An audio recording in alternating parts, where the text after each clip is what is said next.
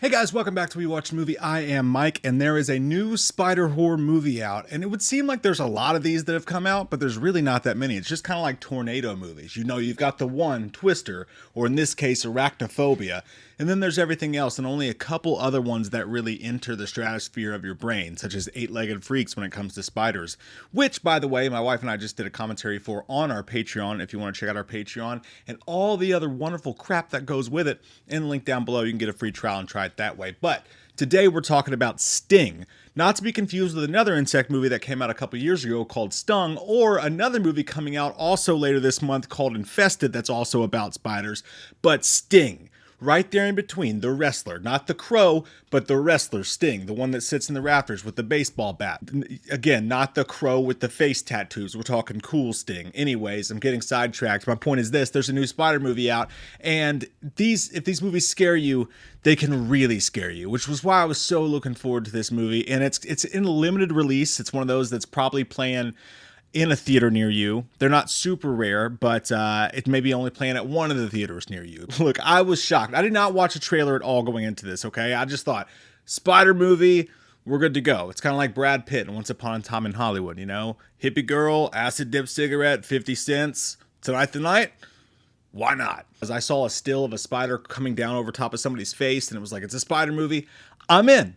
Sign me up, smack my ass and call me Susan. So I watched this and I'm glad that I did, but I'm going to save you guys from the feeling that I had when watching it, which is I expected a lot of spiders, craziness, scares around every corner, maybe B-movie, just fun time Danny with a lot of scares and gross outs. It is not that. This is Evil Dead Rise meets low budget Alien. The slow burn and all. The movie's about this family that lives in this apartment building, and the guy who I swore the whole entire movie was literally Frenchie from the Nun movies. It's not. It was the dude from Wolf Creek 2 who was a really good actor, and he was good in this as well. And he's the new stepdad to this little girl, and they live in this apartment complex, and he's working on this comic book that came from her idea, but it was about her dad that left, and their whole family's kind of broken, and nobody really trusts him because a man left them before. Nothing I'm saying is making you think like, crazy, wacky, do spider movie, is it? No, it's not. And that got me too. I was like, all right, but here comes the spiders. Now, Silent Bob, now. But there's this little asteroid that comes into the building, and there's a singular spider that comes out of it, and it's a tiny little spider. It looks about like a black widow, but you know, it's not an hourglass. It's just like a line that goes through it. And again, anything I'm going to tell you, you can see in the trailer or in the synopsis or IMDb. It's not a spoiler review. It's all pretty simple though. And the little girl captures the spider. She takes care of it in a jar, and it's like a cute, like the little girl and her friend the spider story.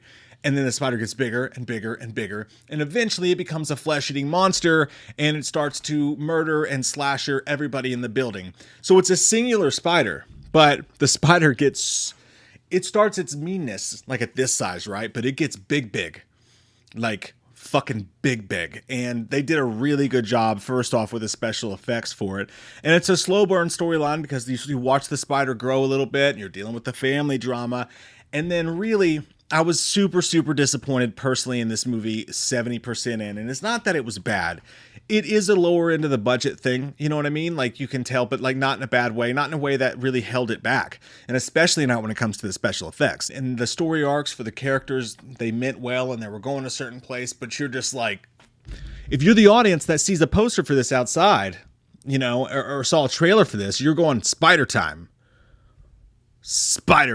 And it's few and far between until you get into the last act of this movie. And that's why I compare it though to both Evil Dead Rise, both in the lighting and the kind of dark effects in the apartment complex is all very Evil Dead Rise that we just saw. And it's got all these little extra things where it's not just a regular spider. But it's also something we never thought about. Like, what if, like, we always think, oh, the aliens, they're going to hover up there in a UFO. It's going to be Mel Gibson, Joaquin Phoenix.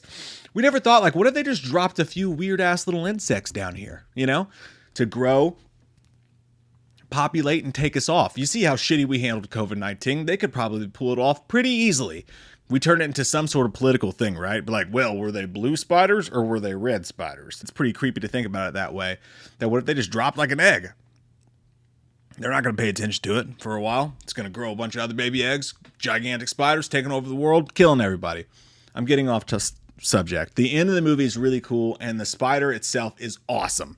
It is done so awesome. Whether it's small and they're doing the creepy stuff of like around mouths and doing all that ooey gooey stuff that really makes you like lean back in your seat and get grossed out, as they should with spider movies. But this spider's a little bit more formidable because we don't know its abilities and what it can survive and what it can do, and especially with the sheer size of it. And it just looks cool. Even when it's huge, it never looks bad in my opinion. And that's the greatest feat in Sting. If it's in a vent or coming towards someone, or they still use it in creepy ways and shadows to make it dangle behind people and shit like that, and it does really gross things to people, and people's reactions are really good. They try to add some comedy in there, and there's one character, Jeremy Fowler, who was really good in The Blackening. I really liked his character there. And he did as good as he could here. Kind of has a Chris Tucker-like comedy to him. The comedy didn't fit the movie at all. So that was kind of just like off-putting or whatever. And I felt like they were trying to do too much with that.